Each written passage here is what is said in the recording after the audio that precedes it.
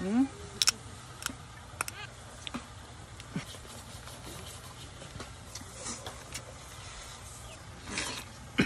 For today's video mga idol, maaga pa po akong pumunta ng aming market. Bibili ako ng isang pirasong paa ng baka at saka balat ng baka. Yung pinili ko, yung may laman.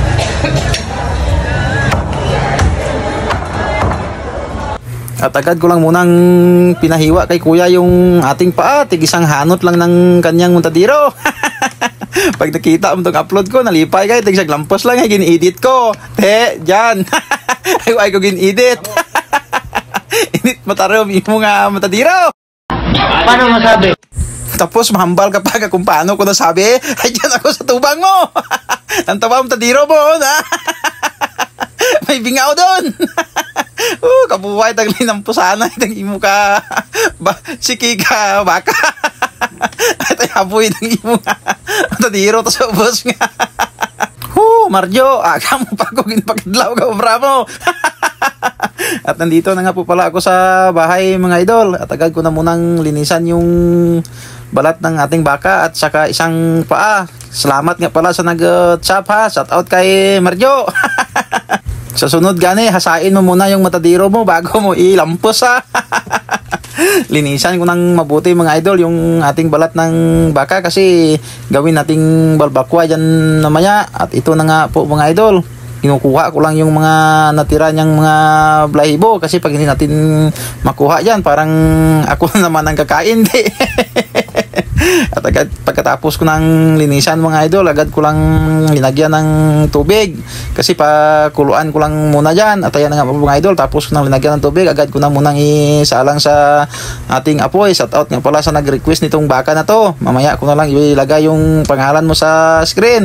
At pagkalipas ng 20 minutes mga idol na kumulo na, ayan na po yung resulta. Agad ko lang munang kinuha at itapon ko yung kanyang sabaw lahat at saka hugasan ko na naman.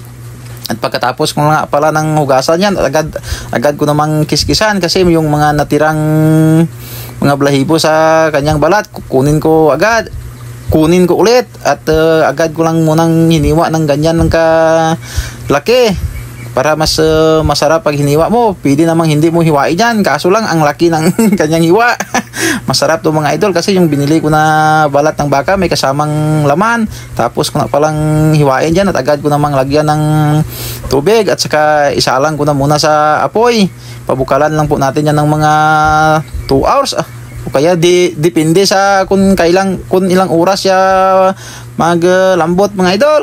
At ayan na nga po mga idol, linagyan ko lang yan ng bitsin at saka takpan ko muna at hintayin natin kumulo. At pagkalipas ng 2 oras mga idol na pakulo ko dyan, at agad ko na munang buksan. Tingnan po natin kung medyo malambot na. At naglagay lang po pala ako ng isang pirasong nor dyan mga idol. Hindi pa po malambot yung ating baka. Linagay ko na yung nor para makasip-sip sa kanyang laman. Para mamaya pag nagisa ako, hindi na ako maglagay ng nor. At agad ko lang munang takpan, hintayin nating lumambot.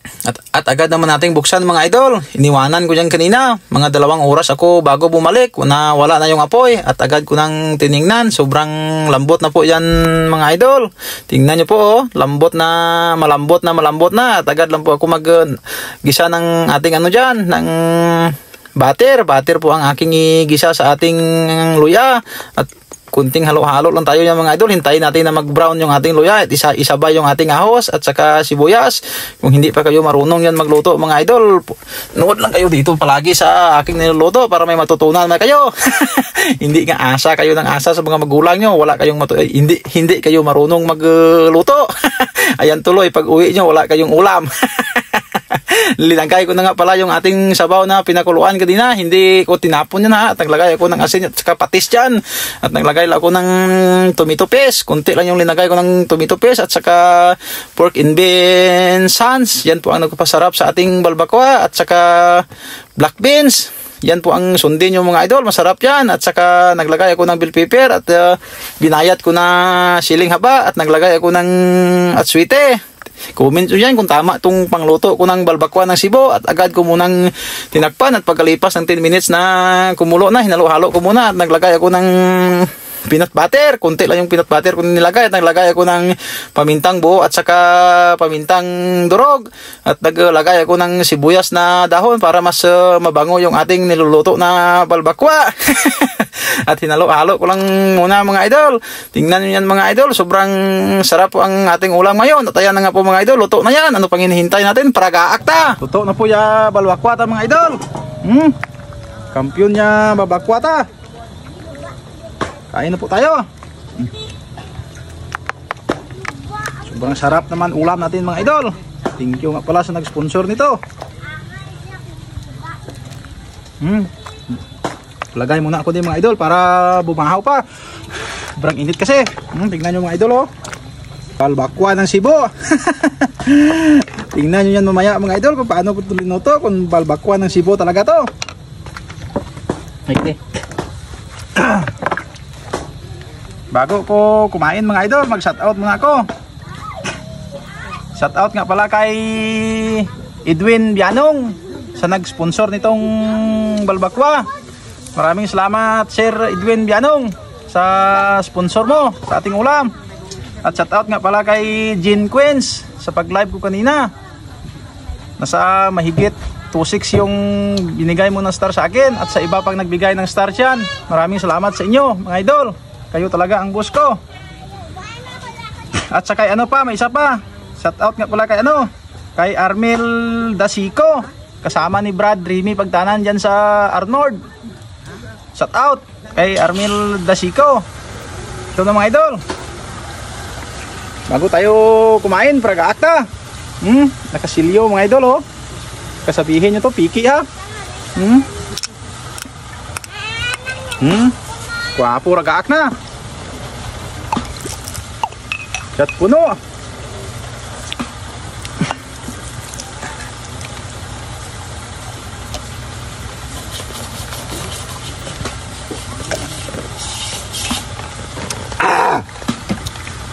Kampiyon mga idol. Men. Attack mga idol. Kuha muna ako na ano dito. Sabaw. Waslik na silpon ta. Kaya matalong na. Kain tayo mga idol. Libre ngayon niya pulutan ta. Ay pulutan at saka ulam.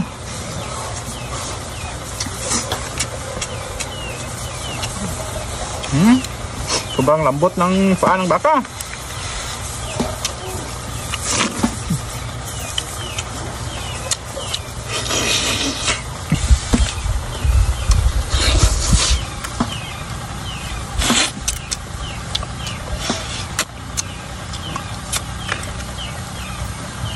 Ay, nakalimutan ko. Ito nga pala yung request mo na bagongon Sir Edwin Bianong. Muntik ko nang nakalimutan. Linagyan ko ng kalamansi. Maraming kalamansi. At saka siya maraming katumbal. Rapit na. Pinisa ko lang. Sarap. Minit pa, minit. Saw-saw mo sa bagong, kampiyon. Ubo mo ko kahang na.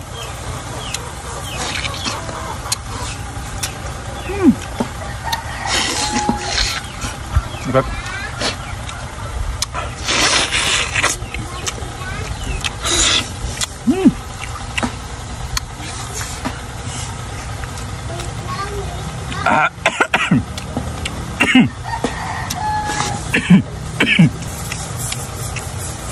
Kahang may bagong.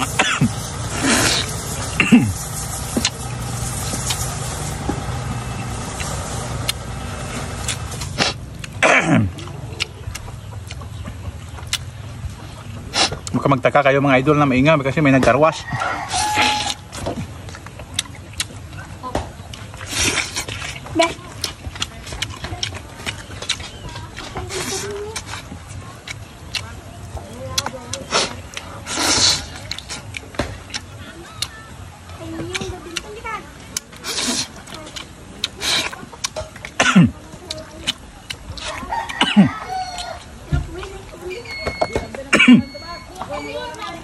Grabe kwan tumbal na kain ko.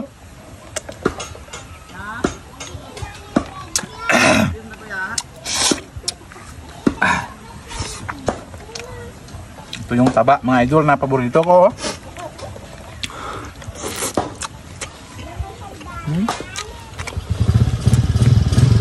Taba na may balat. Taba na may balat. Laman na may balat.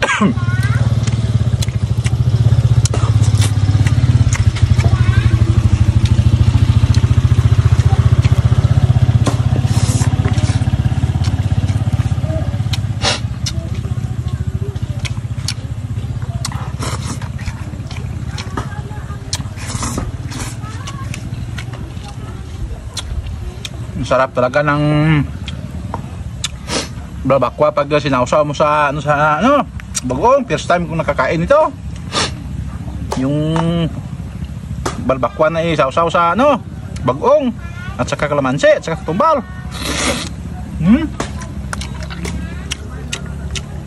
Masarap talaga ang balbakwa ng Cebu. Wah, tayo mga idol.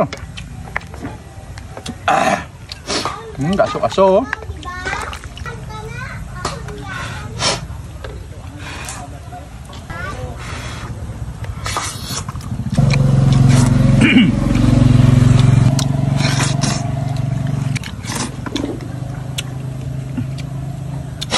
Masarap talaga ang bagoong. Alaman ko nga, mo gid gusto ni Sir Bianong may bagoong na sausawan. Sarap pala. First time ko nakasausaw nito.